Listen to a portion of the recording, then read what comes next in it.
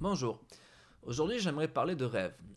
De rêve, c'est pas forcément le rêve qu'on fait quand on dort. Le rêve, c'est surtout qu'est-ce qu'on fait dans une réalité pour que les choses soient bien. Et je veux parler par là de monde meilleur. Monde meilleur, ça touche à tous les niveaux, que ce soit le bien-être politique, spirituel, financier, toutes ces choses-là. Et le but, c'est de vous faire réaliser au final que ça tient à pas grand-chose. Vous savez, moi j'entends toujours autour de moi les gens qui disent ouais mais on peut jamais rien faire ou alors qu'est-ce qu'on peut faire ou alors bah, t'as l'air tellement parfait, vas-y fais les choses ou quoi que ce soit, ah mais toi t'as la science infuse machin blablabla. Bon, vous savez le genre de commentaires à la con qu'on reçoit toujours autour de soi, mais je veux dire par là c'est que vous personnellement qu'est-ce qui vous fait réagir? Par exemple, est-ce que vous trouvez ça normal, la pollution? Est-ce que vous trouvez ça normal de plus manger quelque chose de sain? Est-ce que vous trouvez ça normal de voir que des institutions bancaires se font plaisir? Est-ce que vous trouvez ça normal le mot austérité? Est-ce que vous trouvez ça tout ça normal? Et j'aimerais vous faire partager moi ma vision de la chose, pas pour faire un parti politique comme il y en aurait un 150e dans chaque pays, ça serait plutôt un refondement sur genre tout ce qui existe pour faire quelque chose de nouveau, avec des éléments dont je vais pouvoir vous expliquer. Alors, je ne sais pas si en moins de 10 minutes ça sera faisable, mais pour qu'après, une fois que vous ayez atteint cette vidéo, vous commencez à réfléchir en vous disant, mais effectivement, est-ce que ça serait faisable? Est-ce que, déjà, je ne vais pas vous demander de dire est-ce que ce que je préconise, est-ce que c'est vrai, pas vrai. C'est à vous de faire votre propre opinion, mais c'est justement ça le truc, c'est de commencer à faire cette propre opinion. Par exemple, le droit de vote, le vote en lui-même. On parle de démocratie. Voilà. Alors, démocratie, vous imaginez tous l'origine avec les Grecs en toge qui discutaient dans des agoras à faire quelque chose de noble.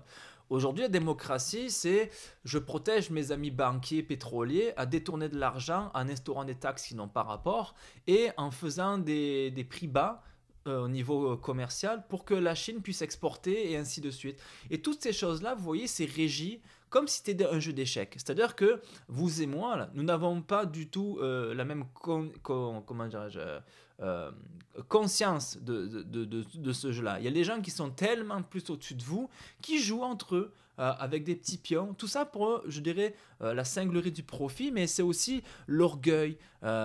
Toutes ces choses-là qui font qu'au final, on a des siècles et des siècles de lois niaiseuses, stupides, idiotes, inhumaines, mais qu'aujourd'hui, nous ne sommes plus capables de lever la tête de notre cul, la mode autruche, pour changer ces choses-là alors qu'elles seraient si simples. Pourquoi elles sont si simples?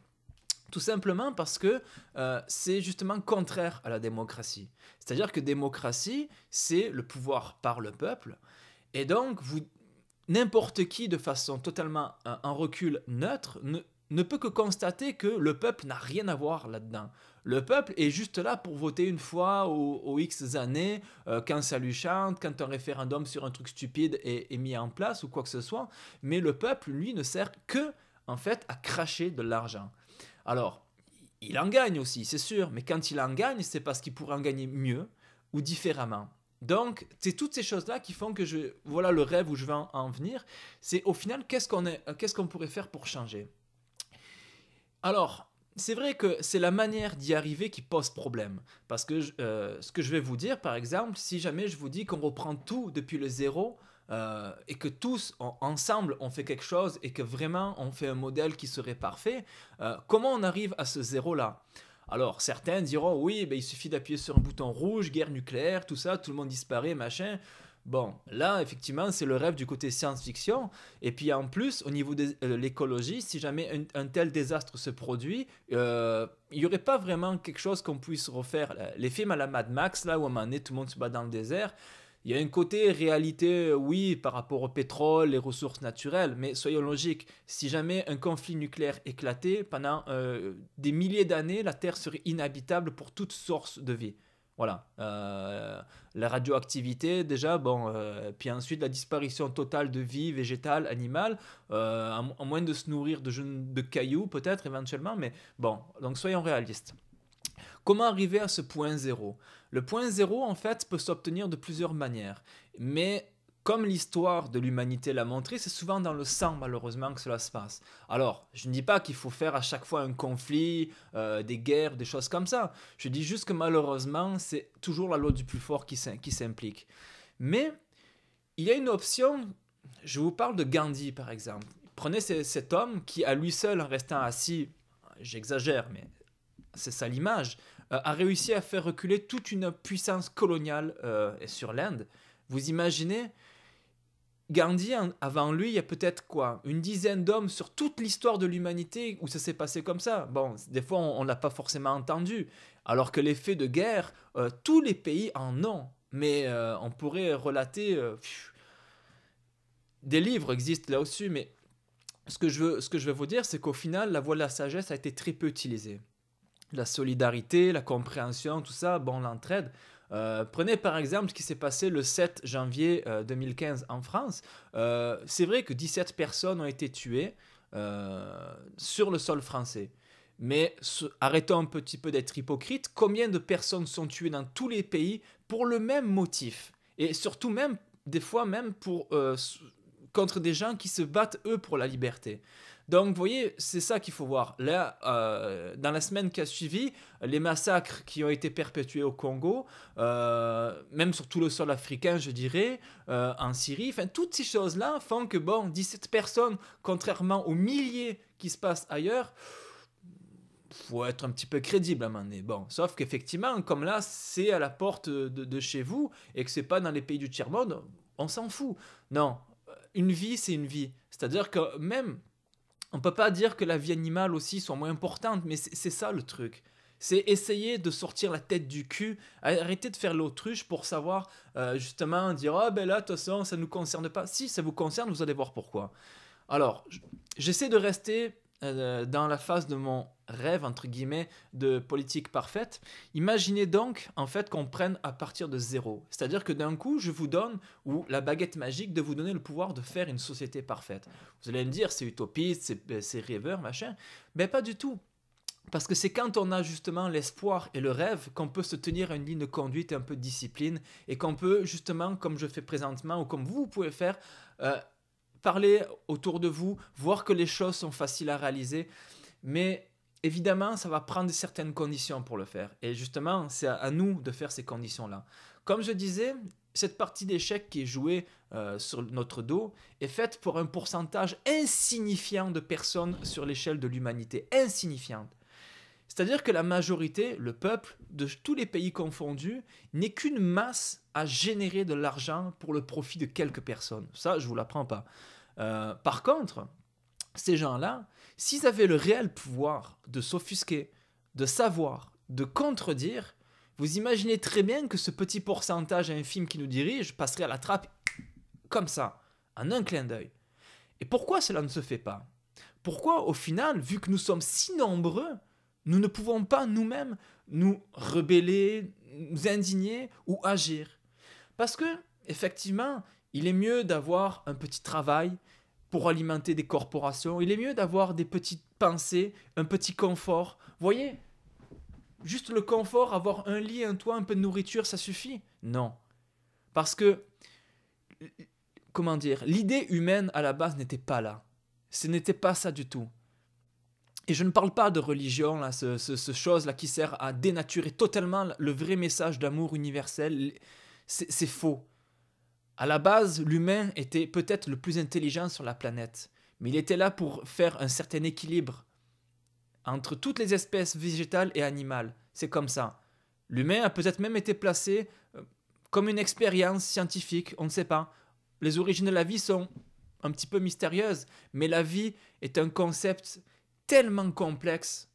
Et aujourd'hui, nous arrivons, avec la force de quelques-uns, à dénaturer tout ce message-là pour en faire des institutions boursières, une dette nationale, des profits, des pourcentages, des machins. Mais qui a eu l'idée d'inventer un truc pareil?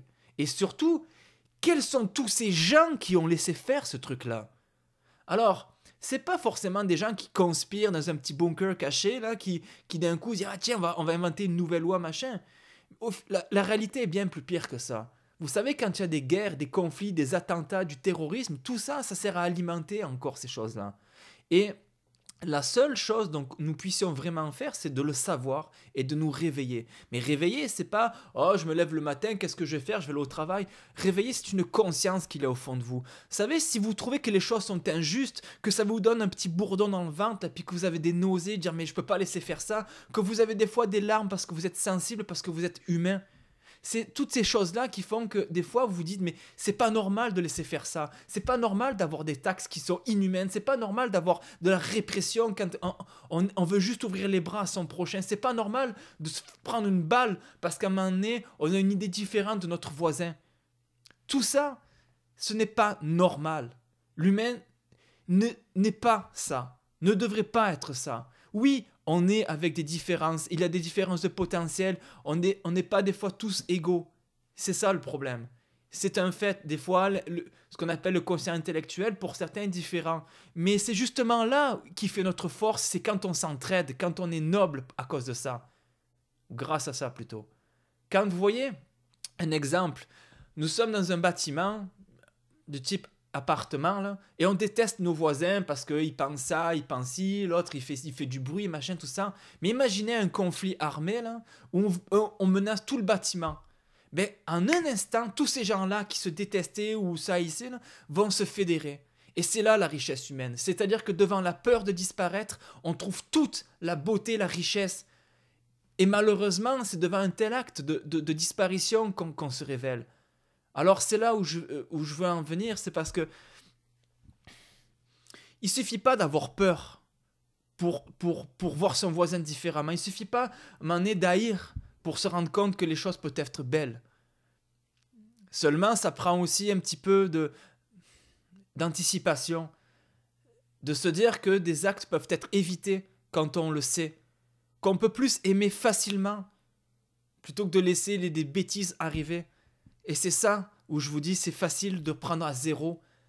C'est-à-dire que on peut choisir maintenant vers quel camp on se dirige.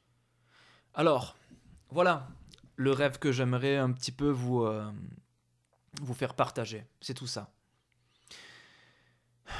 Pour commencer, les gouvernements ne servent strictement à rien. Dans un premier temps, ils servent juste à servir d'éponge, de camouflage pour ceux qui dirigent réellement. C'est-à-dire que nous, le peuple, faisons en sorte que ces gens-là soient élus. Là aussi, élus de façon démocratique, c'est-à-dire en gros, ironiquement parlant, sur du vent. Parce que quand on voit les taux d'abstention qui existent, quand on voit les partis qui existent, quand on voit les magouilles qui se font, on ne peut pas croire que 100% des personnes tolèrent ce qui se passe. Le problème, c'est parce que des gens se désintéressent totalement de ça. Mais malgré tout, le fait que leur désintéressement soit prouvé, le fait qu'ils ne votent pas de façon consciente, mais malgré tout, ces gens-là, on leur impose un gouvernement minoritaire qui a été élu par des minorités à devenir majoritaire. Je ne sais pas si vous voyez l'affaire. C'est-à-dire que imaginez si les gens qui s'abstiennent de façon consciente, cette voix-là représentait un parti, c'est ce parti théoriquement du vide qui serait majoritaire sur bien des pays. C'est-à-dire que des fois, il y a des pouvoirs politiques qui viennent en place avec seulement 10, 15, peut-être 20% d'un vote actif concret. Voilà. La question n'est pas de dire comment faire intéresser aux gens qui ne votent pas de voter pour des choses concrètes, mais c'est de dire en gros de représenter un système crédible où effectivement ces gens-là se sentiraient beaucoup plus concernés que les niaiseries qu'on voit de gauche, de droite, de milieu, de centriste machin, juste pour arriver en fait à être les mêmes. Parce que ce qui existe présentement, c'est qu'en gros, il y a un pouvoir politique qui met des lois, l'autre parti politique arrive ensuite, mais utilise les lois, ainsi de suite. Des fois, il y a des modifications, des amendements, des blabla, mais ça reste la grosse merde en fait, au final. Moi, je vous parle de imaginer quelque chose qui soit vraiment... On met tout ça à la trappe et on fait des choses qui sont plus justes. Prenez par exemple le droit de vote, ou le système de vote, comme je disais tantôt. Imaginez déjà que une institution... Alors, disons j'allais dire un parti politique, mais disons une institution, voilà, gouvernementale, politique, vraiment de gestion, qui nous concerne, qui nous dirige. Imaginez donc cette institution-là qui, chaque mois, nous enverrait un questionnaire pour dire, par exemple, seriez-vous d'accord pour faire tel ou tel projet, que pensez-vous de telles actions, et qu'au final, ce soit des réponses qui soient assez simples, de genre oui, non, ou une petite phrase, pas plus. Parce qu'imaginez sur l'échelle de quelques millions de gens, tout le monde qui répond à ça, je dirais les ressources que ça prendrait pour analyser toutes les réponses. Mais justement, ça créerait de l'emploi, des gens actifs, bon, on reviendra plus tard. Mais imaginez ça. Déjà, vous, en tant que tel, vous direz, ah mais tiens, enfin mon opinion compte. Enfin, je me sens un petit peu plus écouté. Et puis, vous pouvez aussi avoir une interaction, sans passer pour la niaiserie de députés qui veulent remonter à l'hémicycle, que ci, que ça. Enfin, Non, à un moment donné, imaginez qu'on reste humain et que je puisse prendre le téléphone ou peut-être un courriel, pour être plus précis, et je dise au ministre directement, comme si c'était un ami au final. Voilà, moi, là, j'ai tel problème, qu'est-ce que vous pouvez faire comme ça? Et peut-être que si ce n'est pas lui directement qui lira le courriel, il y aura tout en dessous de lui une chaîne de gens vraiment responsables qui vont traduire ça et qui vont, selon la priorité, vite envoyer ça au ministre pour faire des lois qui sont un peu plus dans votre, je dirais, compétence. Et là, vous vous direz, ah, effectivement, là, je me sens compris, là, je me sens questionné, là, je me sens intéressant. Et vous imaginez le nombre de millions de gens qui auraient exactement ce même raisonnement? Alors, c'est pas de la science-fiction que je vous dis, c'est juste à un moment donné, si on faisait plus de sondages de façon mensuelle. Ensuite, comment répondre à ça? Par exemple, sous forme de vote, de référendum. Imaginez une loi qui soit assez difficile pour décider de quelques personnes. Donc, on demande l'avis du peuple. Et là, dans ce cas-là, c'est oui, non, un référendum, bon, comme on l'indique, mais qui ne soit pas falsifiable, c'est-à-dire un système de vote infaillible. Et dans ce cas-là, on se dit qu'aujourd'hui, il y a des pays occidentaux qui font encore du vote avec papier-crayon.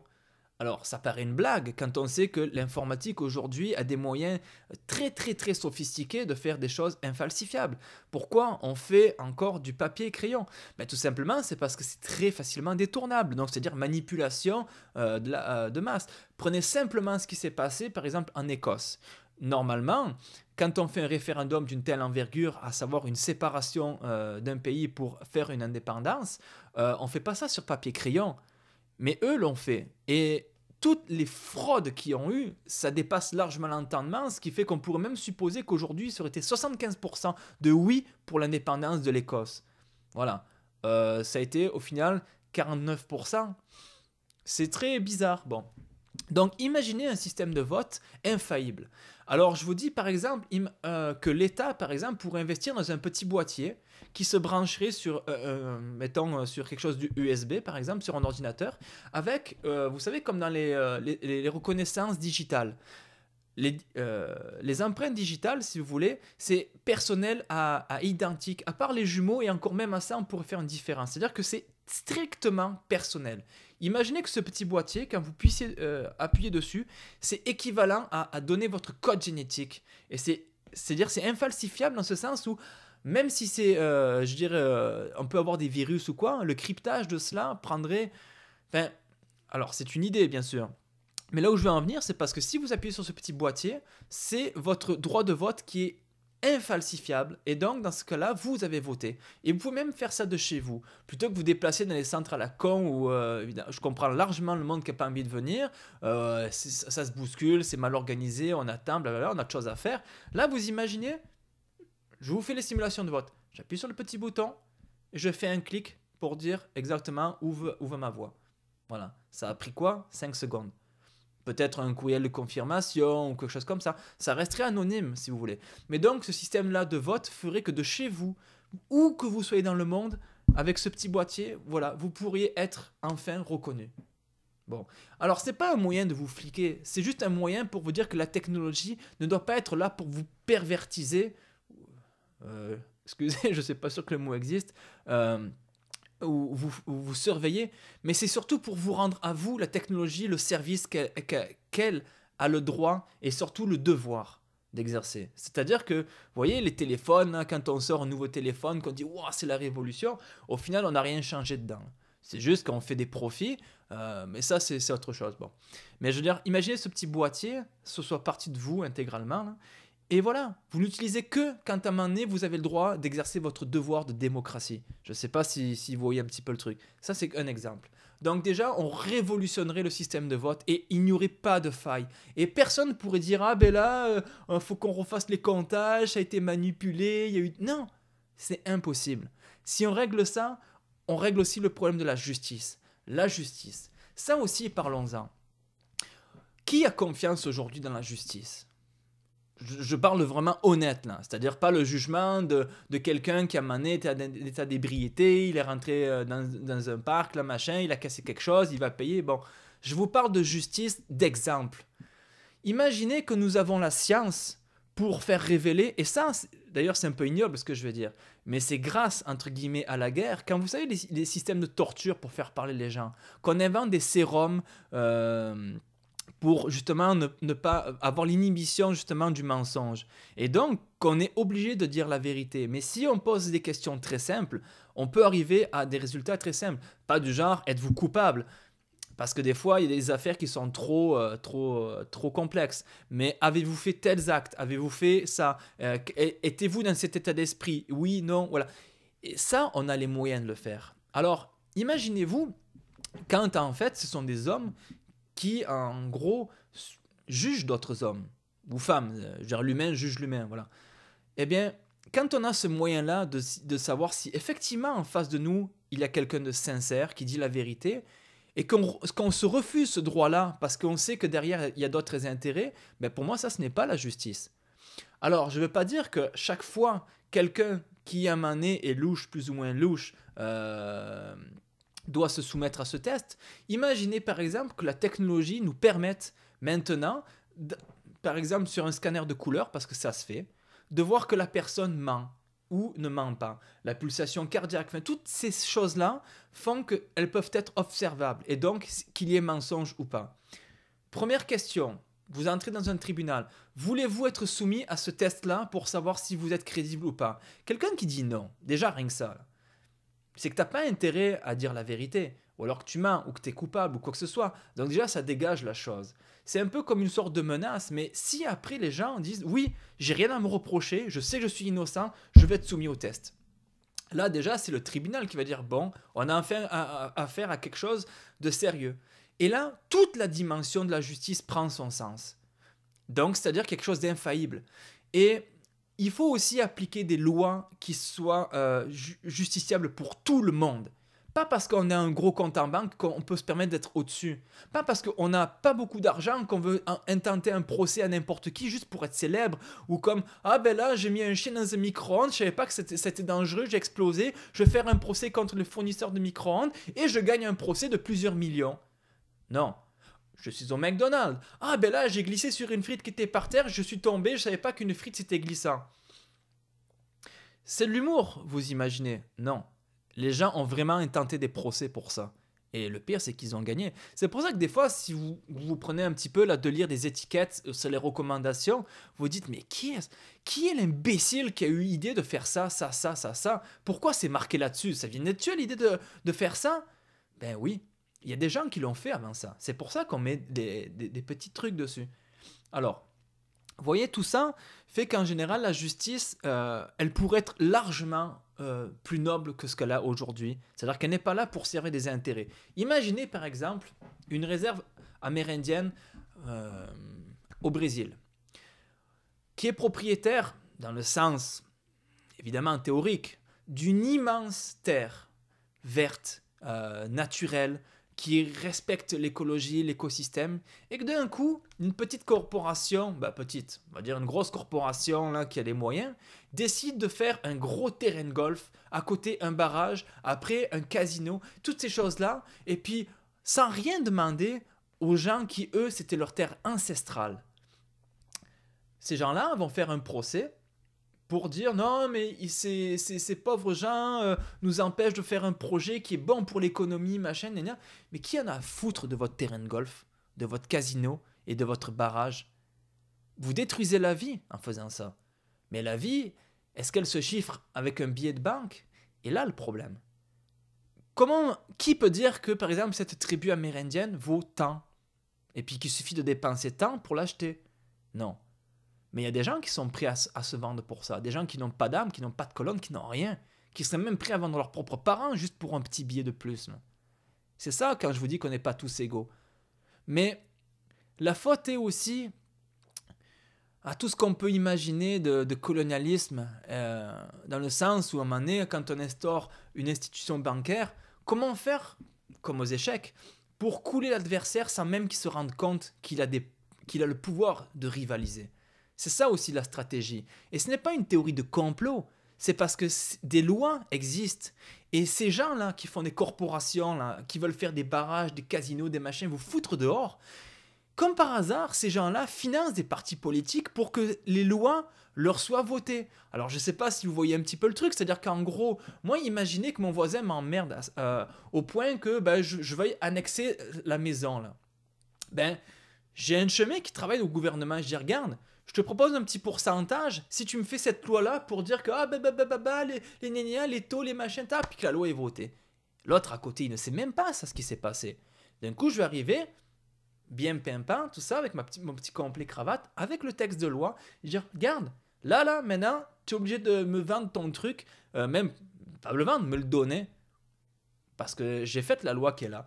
Et tout le monde en profite. Quand je dis tout le monde, c'est moi et mon chemin au gouvernement, pas le voisin qui va être mis à la rue, que je m'en sac de savoir si peut-être que sa famille est mourante, qu'il n'a pas d'héritier, qu'il a rien, qu'il est seul. Vous voyez, c'est ça, c'est la perspective humaine qu'il faut qu'on change. Alors, la justice, bon. Maintenant, prenons aussi, comme je disais, la démocratie. Qu'on peut vraiment avoir une presse libre. Quand j'ai une presse libre, c'est-à-dire pas les médias télévisés où en général ils sont sous surveillance gouvernementale, ça se dit pas, où sont les journalistes d'investigation qui n'ont pas peur de se mouiller. Effectivement, il y a des risques quand on dérange de dire en gros, si tu fouilles dans mes plates-bandes ou dans mes placards, attention à ta vie, là, parce que c'est ce qui se passe. Quand on fait des attentats des fois, c'est surtout aussi des fois pour camoufler, pour servir beaucoup de choses. Mais ça, quand ça n'arrive pas chez nous, on s'en fout. Le reste du monde peut s'écrouler ou quoi que ce soit. Ce qui compte, c'est notre petit bonheur, notre petit intérêt, notre petite... voilà, nos objets. J'ai du pouvoir parce que j'ai réussi à m'acheter un téléphone, ou parce que j'ai des jeux, ou parce que j'ai de l'argent, ou parce que je peux faire plein de trucs, j'ai un char qui... Non. La dimension humaine, c'est tout ce que nous avons perdu et que nous avons devoir de retrouver au plus vite. Je ne dis pas que je vais y arriver moi tout seul.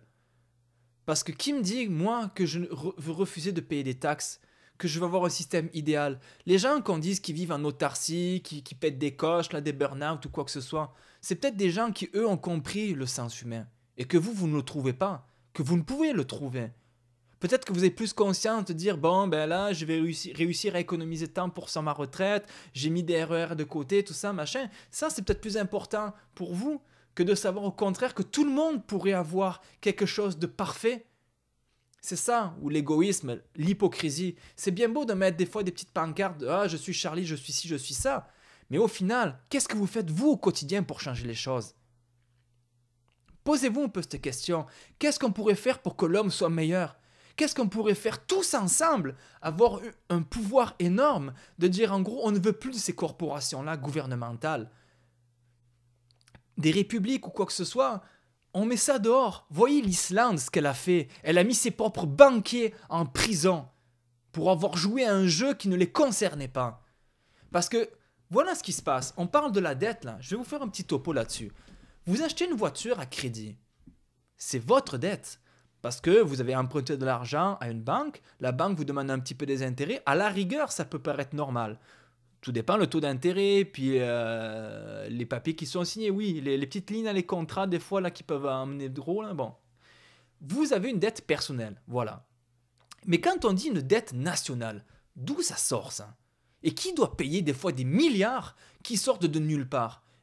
C'est facile. les spéculations boursières, les transactions, là, toutes ces choses-là qui font que des fois, vous n'avez aucune idée de ce qui se passe. Un argent, je veux dire, une monnaie par rapport à une autre, la dévaluation, l'inflation, tout ça, blabla, ça contribue. Mais tous ces termes-là là, ont été inventés par des gens qui se sont dit, mais on va faire quelque chose de machiavélique, mais que les gens n'auront pas le choix de jouer à ça. Mais quand je vous dis de jouer à ça, c'est pas que vous avez le petit biton pour dire, ah, j'arrête. Non, non, ça serait trop simple. C'est vous pouvez arrêter éventuellement avec votre mort. Et encore, les droits de succession, vos héritiers, vos enfants, ce qu'ils doivent encore verser en plus, c'est juste ignoble. Il y a des gens qui sont obligés de verser des impôts alors que leurs parents sont décédés. C'est ça le problème. Les gens, des fois, vous imaginez, qui ont cotisé toute leur vie et qui meurent à la soixantaine, là, qui sont à quelques mois de toucher la retraite, tout ce qu'ils ont pu cotiser, hop, dans les caisses de l'État. Et en plus, l'État a la décence, pour pas dire autre chose, de vous envoyer un avis d'impôt, vous disant, nous sommes désolés, mais vous nous devez cette somme-là parce que vos parents, blablabla, ont touché ça. Hey, mon gars, là, toi tu t'es pris toute ta retraite, là, toute sa retraite, je veux dire, dans ta poche, et tu oses me demander à moi un peu d'argent pour les impôts. Si on fait le calcul, ce que tu as pris dans tes poches, c'est peut-être 10 000 fois plus que ce que tu me demandes. Mais il faut que je leur donne, parce que sinon après j'ai les huissiers, des banquiers, des machins qui me disent... Donc vous voyez, ce sont des gens qui complotent, parce que là, il n'y a pas d'autre mot à dire, pour créer des espèces d'aberrations financières pour arriver à une dette magique de plusieurs centaines de milliards, en plus en dollars. Là aussi l'ironie. Cet argent-là, là, pourquoi il est sorti de son pays, le dollar? Pourquoi? Parce que ce sont ces gens-là qui ont inventé cette dette. C'est tout. Pourquoi des transactions au niveau mondial se font encore en dollars? Parce que ce sont ces gens-là qui ont inventé ça. Alors, je ne suis pas là pour dénoncer un coupable ou quoi que ce soit. Je suis juste là pour vous expliquer qu'aujourd'hui, nous avons le devoir de combattre ça et de refuser, où qu'on soit sur la planète, la moindre dette qui ne nous appartient pas.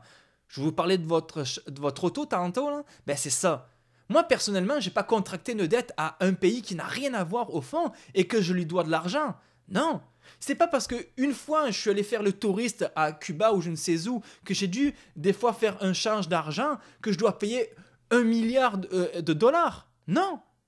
C'est pas parce qu'à un moment donné il y a des gens et des pays surtout qui font de la vente d'armes, qui arment des fois les gagnants et les perdants pour juste faire double profit que moi je dois payer en plus cette vente d'armes. Non. Alors pourquoi on continue à le faire?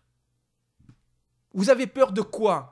Que chaque fois que vous allez ouvrir votre porte, il y aura un agent qui va dire « Oh, vous devez payer » ou « vous devez rester une autruche ». Non. Vous le faites naturellement, c'est ça le truc. Alors après, on s'offusque parce que « Oh, ben là, je dois payer plus de taxes, plus de ci, plus ça ». Parce que les taxes, ça aussi. Une taxe est légitime quand on peut voir la source, quand on peut voir où est-ce qu'elle s'en va. Ça, c'est vrai. Ça, c'est vrai. Et puis, c'est un échange de bons procédés. J'ai besoin de protection civile, les pompiers. Il y a le feu. Je n'ai pas les moyens ou la connaissance d'éteindre un incendie. Je peux jouer les héros parce qu'à un moment donné, il y a quelqu'un qui va me filmer, je vais aller sur YouTube. Waouh, super. Je préférais plus que la personne m'aide. On serait deux plutôt que « Ah ben attends, bouge pas, attends, le cadre est bon. » Non, viens m'aider à sauver des vies. Peut-être que ça m'arrivera un jour de le faire. Mais il y a des gens qui sont professionnels, qui donnent leur vie chaque jour. Et pas que pour les récupérer des chats dans les arbres, on s'entend, hein. Donc là, oui, la taxe est justifiée. Maintenant, selon le nombre de gens qu'on est, ça représente un certain montant. Construire des routes, le système éducatif, j'en reviendrai. Mais tout ça fait que oui, c'est normal. Avoir une police pour pouvoir un petit peu gérer les conflits, pas forcément pour que je me fasse taper dessus quand je paye des impôts aussi. C'est ça, les taxes et les impôts, il y a un minimum qui est vital, ça c'est vrai.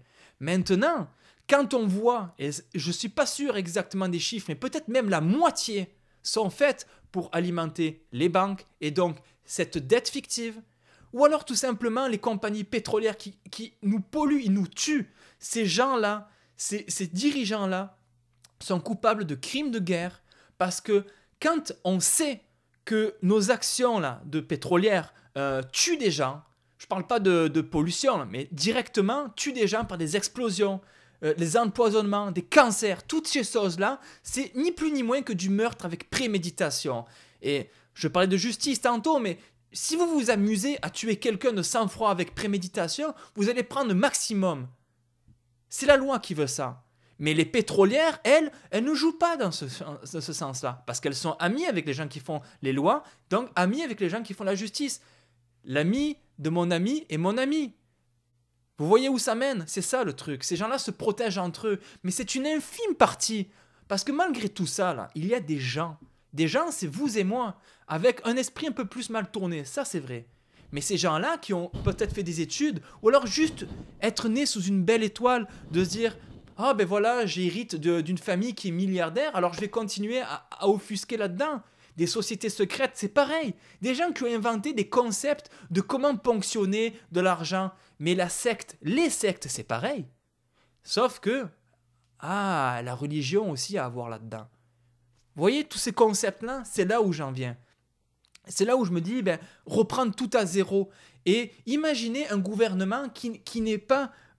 la moindre influence sur ces sociétés-là. C'est-à-dire que les sociétés, là, ou même des corporations financières, agroalimentaires, pétrolières, bancaires, ne peuvent rien faire et sont obligés de cotiser comme tout le monde, sont obligés de débourser des taxes comme tout le monde. Mais vous imaginez le profit en l'espace de quelques années, ça dépasse l'entendement. On serait obligé de réduire les taxes et les impôts. On passerait peut-être de 30-40% selon les pays à seulement 5 à 10%, pas plus. Parce que tout le monde paierait à sa juste part. Quand je dis à sa juste part, ce n'est pas non plus les gens en marge du système qui décident de vivre dans la rue. Et des fois, qui n'ont peut-être même pas le choix de vivre dans la rue. Parce que c'est bien beau de dire, les petits jeunes, là, les quêteux, machin, qui viennent nous emmerder, là. Mais peut-être qu'à un moment donné aussi, ils se sont fait mettre dehors par leurs propres parents parce que leurs parents ne pouvaient plus payer la vie telle qu'elle est. Et aujourd'hui, on parle de payer une vie. On parle presque bientôt de payer l'eau, de payer l'oxygène qu'on respire, de payer presque le droit de voir de la nature en vrai, de pouvoir la toucher, un arbre. Bientôt, on devra le payer tout ça. Vous trouvez ça normal, tout ce qu'on fait? Non, mais vous allez peut-être attendre que ça vous vienne dans le cul pour qu'à un moment donné, vous réagissiez, pardon. Je ne suis pas là non plus pour m'énerver, pour vous insulter. Vous comprenez très bien que si vous avez la chance de voir cette vidéo, c'est pas vous personnellement qui êtes mis en cause. C'est... Peut-être qu'il y a certaines réflexions qu'il faut que vous alliez, mais si vous pensez un petit peu ce minimum-là, dans ce cas-là, transmettez-le et dites-vous que c'est possible. Dites-vous que c'est possible de mettre ces gens-là, les responsables, les vrais, en prison. Et puis, vous l'avez reconnu dans mon accent que je viens de France, là. Je viens d'un pays là, où en 1789, pendant presque 5-6 ans, on a guillotiné des gens pour moins que ça. Juste parce qu'ils étaient nobles. Et des fois même qu'ils n'étaient pas vraiment nobles. Des fois c'était même de la consanguinité avec la voisine qui était en fait une paysanne qui avait aucun sang noble. Mais parce qu'ils vivent dans un château, machin, on les guillotine. On a fait ça parce qu'à un moment donné le peuple en avait ras-le-bol. Mais il n'avait juste pas de quoi manger le peuple. Est-ce que vous voulez que ça vous arrive? Si un jour vous vous dites, là je n'ai plus les moyens de manger... Pas forcément un bon steak avec la sauce, le machin. Juste imaginez un bout de pain. Imaginez que vous avez travaillé toute votre vie et que vous avez juste droit à vous payer un bout de pain. Vous trouverez ça normal. Mais c'est là où on s'enligne. Parce que les gens qui font les lois et tout le copinage, la machin, ils vous auront jusqu'à l'os. Ils sont même prêts à taxer vos morts, vos ancêtres, ceux qui viennent de périr, ceux dans votre douleur que vous ne pouvez faire de deuil. Ils seront prêts à tout pour ça. Il n'y a plus rien d'humain. Même si ça reste effectivement des humains derrière ça. Et quiconque est humain a un devoir de sensibilité et de responsabilité, d'intégrité. Ce sont ces mots-là qui devraient faire la noblesse de l'humanité, pas la haine, la peur, la convoitise, l'orgueil, le pouvoir, l'arrivisme, toutes ces choses-là. On parle des 7 péchés capitaux, mais je veux dire, le seul qui serait vraiment enlevé de cette liste, c'est la luxure, parce qu'on dit « l'amour, pas la guerre ». Mais c'est vrai. J'allais dire vulgairement, un coup de bite, ça je n'ai tué personne. Dans le consentement, je ne parle pas du viol, je ne parle pas de toute cette aberration, mais des fois l'amour, juste ça. Même des fois, des gens qui juste se respectent, font des choses qui, dans le respect, ont du plaisir.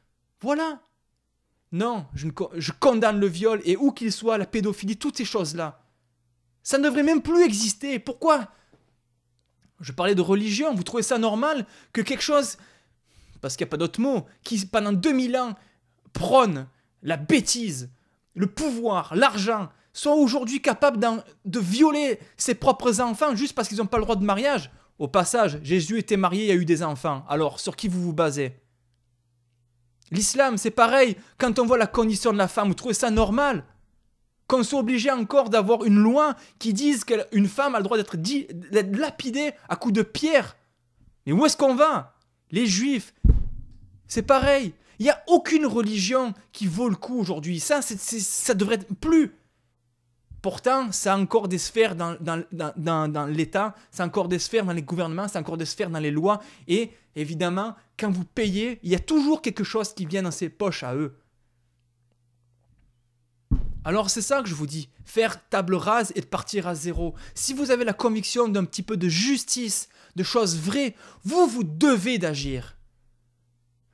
Seulement c'est vrai, moi si je dis ça et que je suis tout seul, si je vais faire à un moment donné un acte qui soit patriotique ou sensé, je vais passer pour un fou parce que je suis tout seul. Mais si on est 10, peut-être un réseau terroriste. Si on est 1000, mais si on est des millions à agir, ça ne va pas prendre à un moment donné un cerveau pour dire « Ok, il faut que tout le monde synchronise sa montre et dans 3 heures, on agit ». Non, c'est qu'à un moment donné, c'est votre conscience qui a dicté que là, tout ça, je ne peux plus le laisser faire. Et toutes les causes au monde sont pareilles, sont issues d'un jour de dire « Je prends du recul, je vois le mal-être dans lequel je me suis engouffré, mais je trouve ça pas normal, je veux agir ». Le massacre des animaux, c'est pareil.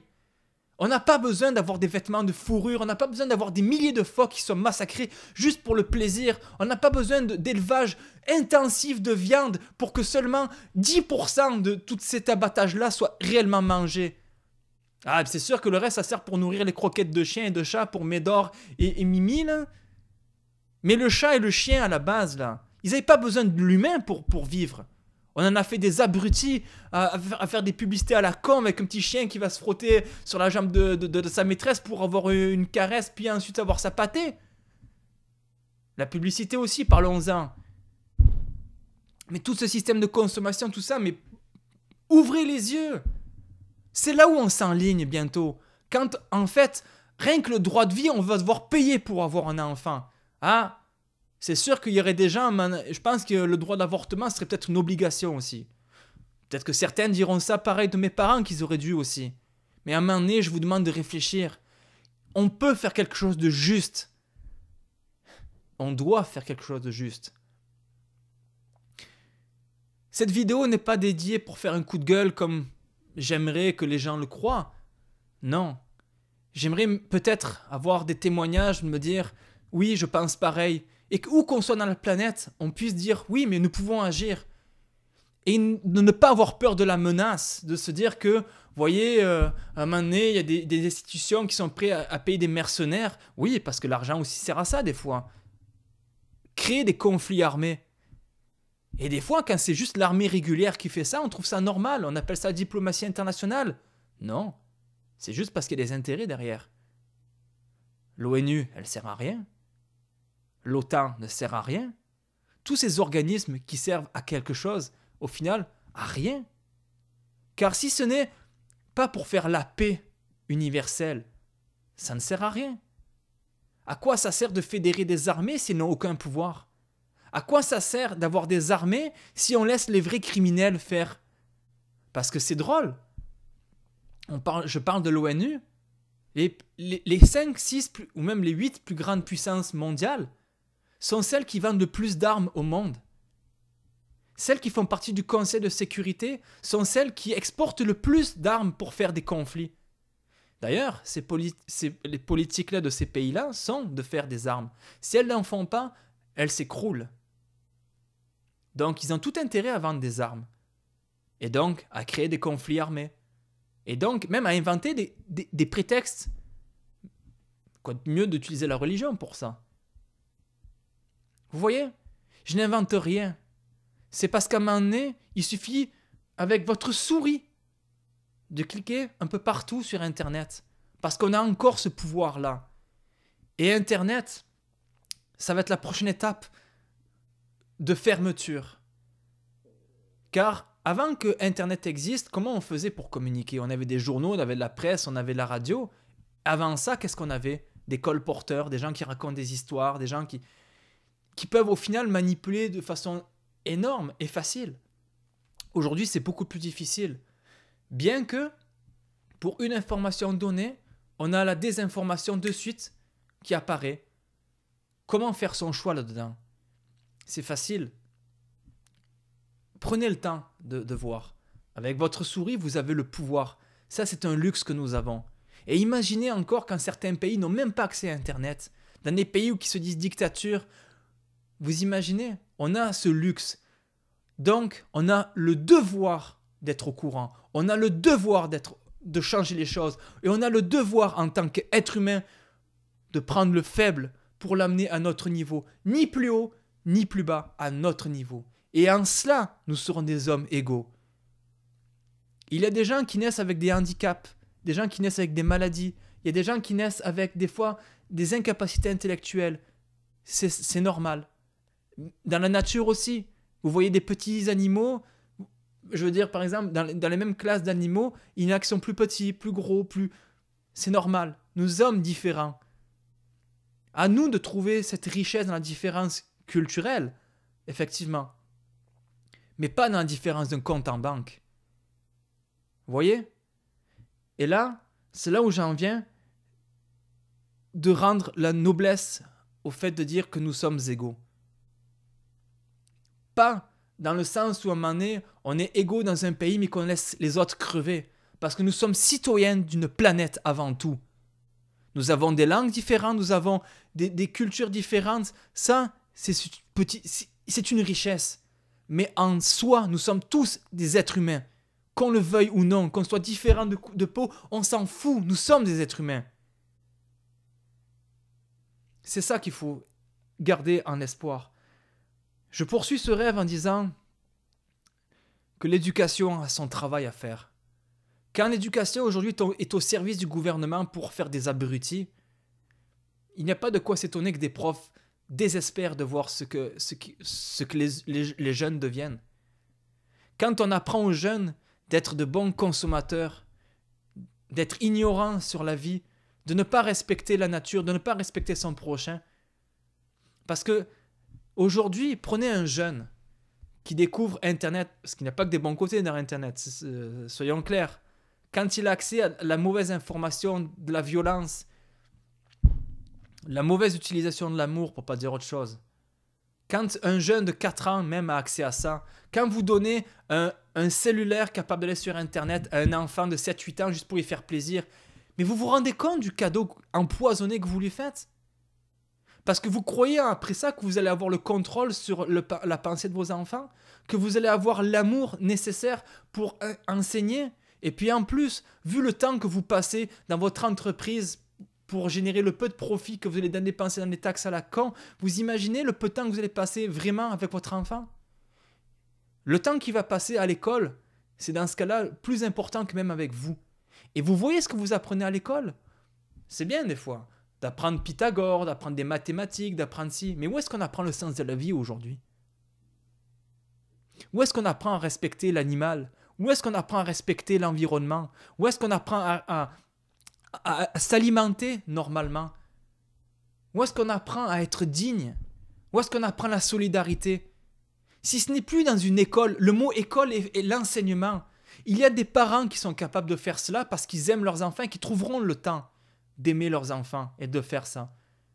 Mais prenez le nombre d'enfants qui sont là, perdus, qui sont même des fois violés par de leur propre famille, ou par leurs proches, ou par n'importe quoi.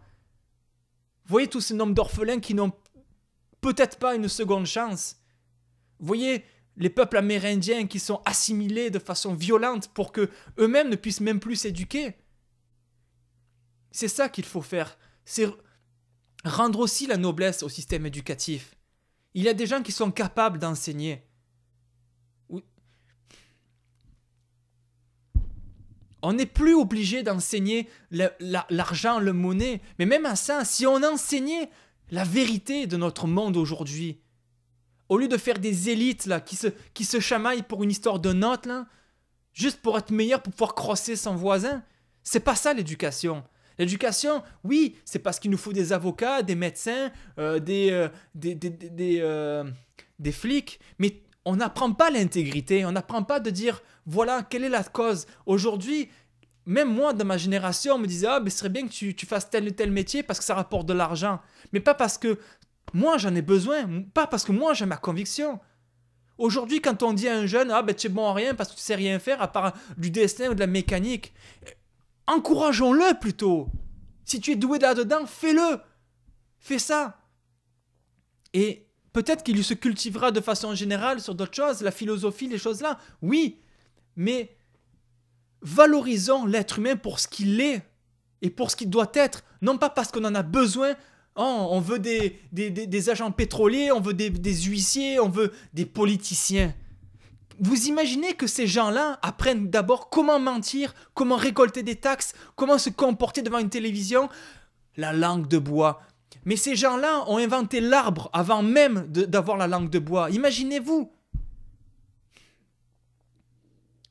Non, malheureusement, ils n'ont pas inventé le bois. Mais vous imaginez, ces gens-là qui se disent être nos dirigeants ont été dans des écoles pour comment nous mentir, comment, et en plus, rester digne devant ces mensonges. Comment passer bien devant une télévision avec son petit complet cravate et à dire « Je vous ai compris, je respecterai vos décisions », puis dès qu'ils sont élus, vous la mettez dans le cul. C'est ça la politique. C'est ça les écoles qu'on fait de politique. La politique, c'est ni plus ni moins quand on a des convictions d'aider son prochain et qu'on se renseigne pour savoir comment on peut le faire. On parle de démocratie. La politique, je suis en train d'en faire devant vous. C'est cet exemple-là que j'aimerais un jour, quand je me suis réveillé, et que ce rêve-là devienne réalité. Et c'est facile. Je ne dis pas d'avoir une lampe magique, de la frotter, de dire voilà, j'aimerais être un dictateur pour faire un nouveau pays. J'aimerais juste vous dire qu'ensemble, nous pouvons faire quelque chose de possible, mais de quelque chose de nouveau. N'ayons pas peur de l'inconnu. Arrêtons d'utiliser ce qui ne marche pas. Vous voulez quoi? Que certaines puissances vous lancent un missile atomique sur la gueule pour faire dessus ce qu'eux ont envie? Parce que, oui, nous sommes la majorité. Oui, nous sommes le peuple. Oui, il y a des gens, des jeunes, des vieux, tout le monde qui est perdu, qui ne vote plus, qui s'abstiennent par conviction, parce que plus rien ne les représente. Imaginez si, au lieu de forcer ces gens-là à voter pour des choses qui existent, on prenait ces gens-là pour faire quelque chose de nouveau et d'inspirer ceux qui sont encore perdus, qui votent contre machin, contre ci, machin, mais jamais pour quelque chose. Invitons les gens à voter pour eux, pour ce qu'ils veulent, pour ce qu'ils sachent. Mais faisons-le en connaissance de cause, sachons exactement où est-ce que nous sommes, dans quelle merde nous sommes. Parce que c'est facile de dire je vote contre la corruption, si au final c'est pour que moi, ensuite, je puisse utiliser la corruption à mon profit. Non, l'intégrité doit faire partie mandataire de toutes les lois qu'on puisse exister. Seulement là aussi, l'intégrité, ça ne s'apprend pas aux écoles. Donnons aux profs le vrai pouvoir d'enseigner la vie, le respect. Et ne faisons pas non plus, parce que ça aussi, il y a des profs qui sont là juste parce qu'à un moment donné, c'était nostalgique des bancs d'école parce qu'il y avait les chauffages. Non, il y a des gens incompétents de partout. Mettons les gens qui ont les vraies vocations à leur plein pouvoir. Aujourd'hui, il y a des gens un exemple, qui auraient pu être professeurs, et je sais qu'ils ont la faculté, quand vous les entendez parler, conter une histoire, vous êtes captivé instantanément. Par contre, ces gens-là, ils n'ont pas pu être profs parce qu'il y avait une matière qu'ils ne pouvaient pas faire et ils ont échoué leurs notes, ou parce qu'il fallait faire des systèmes idiots où à un moment donné, ils ne pouvaient même plus éduquer de façon noble, alors que certains sont profs et ils emmerdent les jeunes, ils n'ont aucun talent pédagogique, ils n'ont rien. Par contre, il y a des gens qui ont des talents oratoires qui sont profs. Mais quand vous voyez les programmes qui leur sont forcés de donner, les mensonges qui leur sont donnés, et pas que sur l'histoire et la géographie, parce que là, effectivement, c'est facile de mentir. Quand le vainqueur écrit l'histoire, de dire en gros, c'est ça qu'on enseignera à nos enfants. La vérité, c'est ça qu'on apprend. C'est ça qu'on doit apprendre. L'éducation, c'est le renouvellement de l'espoir, ni plus ni moins, par la jeunesse. Si on rate ça, on continue tout ce qu'on a connu, la corruption, l'injustice, la pollution, tout ça. Et ça part ni plus ni moins au final que de se dire d'aimer ses enfants, l'amour. Vous voyez, quand on dit ne pas faites l'amour, pas la guerre, c'est aussi aimer ses enfants. De dire, toi, de toute façon, t'es venu par accident, toi, j'ai été issu d'un viol ou quoi, ou de toute façon, on était bourré ce jour-là. Aujourd'hui, il y a des moyens de contraception qui existent.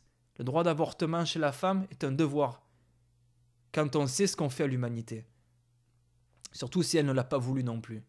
Ah, je t'ai bourré, excuse-moi. Non. Parce que la petite vie qui est née en vous, mesdames, et la petite vie que vous avez créée en elle, messieurs, un jour là, elle va vous regarder dans les yeux. Elle va vous insulter pour ce que vous avez laissé faire aujourd'hui. Quand à un moment donné, il n'y aura plus un seul arbre, quand il n'y aura plus une seule verdure, quand il n'y aura plus une seule eau potable, quand il n'y aura que des billets de banque et des carcasses de tout ce que nous consommons aujourd'hui, partout sur la planète. Je vous souhaite bon courage pour soutenir le regard de vos propres enfants, ce moment-là. Peut-être que vous en êtes capable, peut-être même que vous préférez donner une gifle à votre enfant parce que c'est tout ce que vous avez pu faire jusqu'à présent. Mais il y a peut-être aussi les enfants des autres qui vous regarderont. Et à ceux-là, vous ne pourrez pas les toucher. Parce qu'il y a des parents qui, eux, aiment leurs enfants, qui vous attendront, que je vous attendrai aussi. Alors, ne laissez pas faire ces choses-là. Réagissez. Je suis désolé si cette vidéo, elle dure 1 heure. Je ne sais même pas s'il y a des gens qui vous la regarderont. Vous voyez ça pas comme un coup de gueule, mais comme un message de détresse. Parce qu'il y a des êtres humains dont je fais partie, qui souffrent de voir ce qui se passe dans le monde. Mais quand je dis souffrir, ce n'est pas du genre je fais bien parce que c'est la mode de publier des vidéos à la con, là. Je souffre parce qu'à un moment donné, on a les pouvoirs d'être noble. Je ne parle pas de la noblesse comme on l'entend aujourd'hui avec le droit de sang ou quoi que ce soit. Quand je dis que l'être humain est noble, c'est ce qu'il a été fait au début. Pourquoi il a été placé sur cette planète? Parce qu'il a été créé par la vie. Peu importe comment, on s'en fout. La vie, c'est ça. Et la vie, c'est ni plus ni moins que le synonyme de l'amour. Je vous demande de réfléchir à tout ça. Sérieusement. Sérieusement. Et pensez au regard de vos enfants. Mais pensez aussi à vous-même, votre regard. Vous valez quelque chose. Et pas des numéros ou un compte en banque ou une dette internationale. Vous valez parce que vous faites des actes chaque jour qui, eux, sont nobles. C'est tout ce que je souhaite et je vous souhaite. Ah.